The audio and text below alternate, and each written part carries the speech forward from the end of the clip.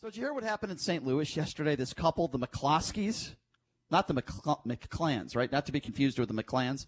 The McCloskeys, they're sitting in their huge mansion home. They're both attorneys. They make a lot of money. And I guess this Black Lives Matter protest was going down the street. I suppose the street is labeled as private. So they're going down the street. Nobody was, I didn't see any weapons in this Black Lives Matter protest, but so they're marching down the street with their Black Lives Matter shirts and their signs and all that stuff. So Mark McCloskey and his wife walk out with an AR-15 and a gun, and they look like they've never handled a weapon before. Like it looked like a little child holding a water gun. You should have seen his wife.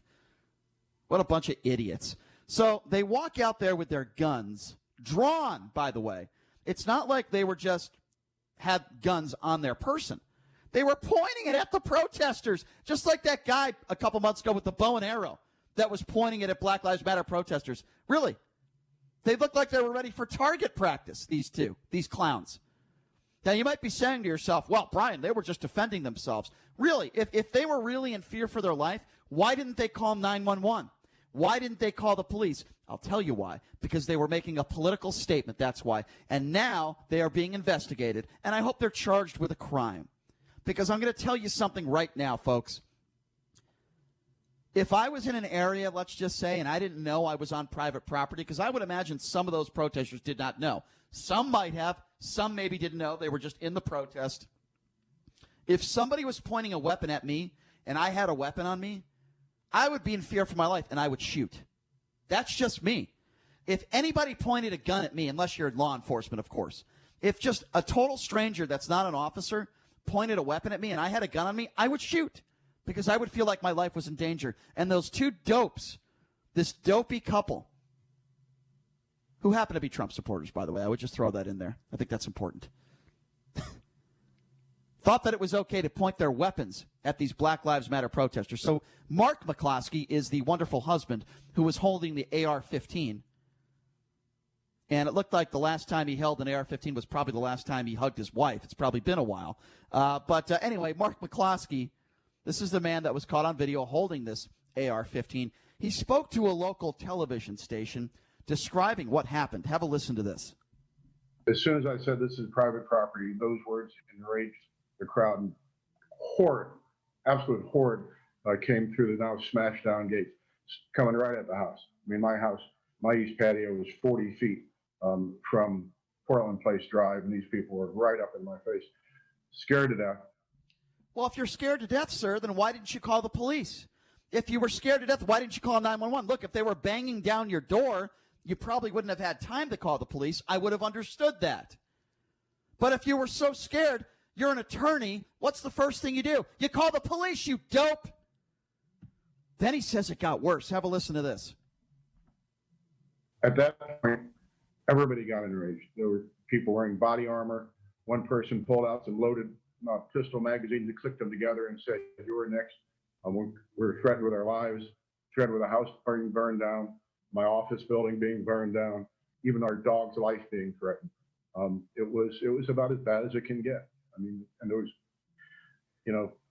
I really thought it was storming the Bastille, that we would be dead and the house would be burned, and there was nothing we could do about it. It was a huge and frightening crowd, and they broke in the gate and were coming at us. This guy is so full of crap. It's just unbelievable.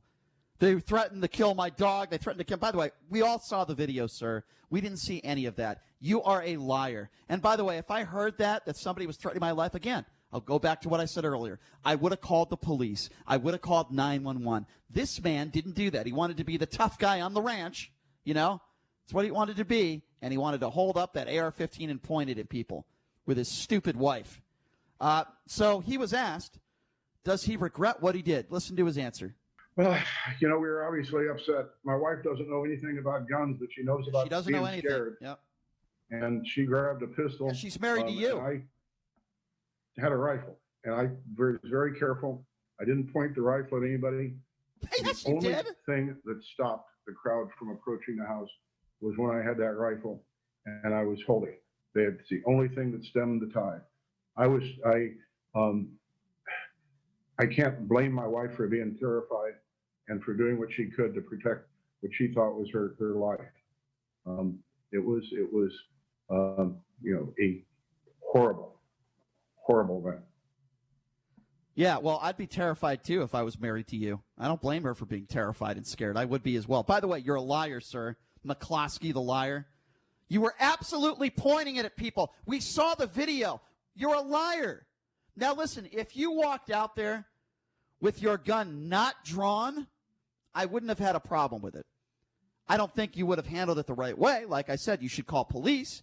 But if you walked out there with your wife with, your gun not drawn, then I would have been okay with that. This idea that people were loading weapons and pointing at you, it was not shown in the video, sir.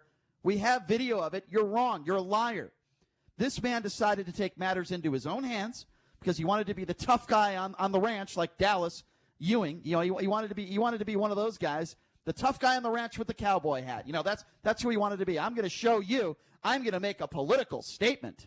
This man and his wife are lucky to be alive, by the way, because, like I said, if somebody points a weapon at me, I'm probably going to draw my weapon out and shoot because I feel like my life is in danger. How did those Black Lives Matter protesters know that he was not going to open fire? I would have been scared. I would have gotten the hell out of there.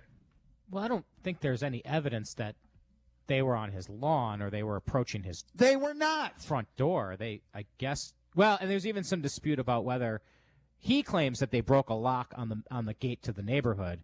Other reports say that the lock was already broken. But let me play devil's advocate for a minute here, Brian. This guy says he is a Black Lives Matter supporter. He says he's a civil rights attorney. It's not about politics. He and his supporters are saying, look, police aren't going to do anything. People want to defund the police. This is what we're dealing with. This is what it's come down to. You have to defend your own property. That's what some people are saying. That's absurd. Well, some people are wrong. If there are police in the area, this is not what's going on in Seattle. Okay, this is there are police there. If you had called police, police would have come out. If they're on private property, police would have made sure that they dispersed. So the idea that he couldn't call police is it's ridiculous. It's absurd. I want to give out the number and I want to ask you guys this question. Do you think this couple did anything wrong? What would you do if you saw people on your street, not in your home, not knocking on your door, not on your personal private property? What would you do if you saw people on a street in a Black Lives Matter protest? Would you do anything? If you felt threatened, which I wouldn't feel threatened, but if you felt threatened, would you call the police? Or if you happen to have an AR-15 on you, would you give your wife a weapon and would you take your weapon? Would you go outside and point your weapon at the protesters? Do you think that is the right thing to do? These people are attorneys, too. So my question to you is, do you think they did anything wrong? Or do you take my side and you say they absolutely did something wrong? They were acting irresponsibly. The number to call if you want to be a part of the conversation, 702-257-5396. Let me give out that number one more time, 702-257-5396. There is a conscious effort across the country by these Black Lives Matter leaders to they are purposely going into the suburbs. And the reason that they're doing that is because they say that they want well-off, mostly white people to hear them, to see them. But I can't, Brian, maybe a listener will correct us here, I can't think of one example where a Black Lives Matter protest turned ultra-violent in the suburbs, where someone's house was burned down. Like the guy said, I thought it was going to be storming of the Bastille. I don't think there's any evidence of that yet. No, I don't think there is either. And by the way, I hope these two get charged with a crime. These are not the type of people that I think should own firearms.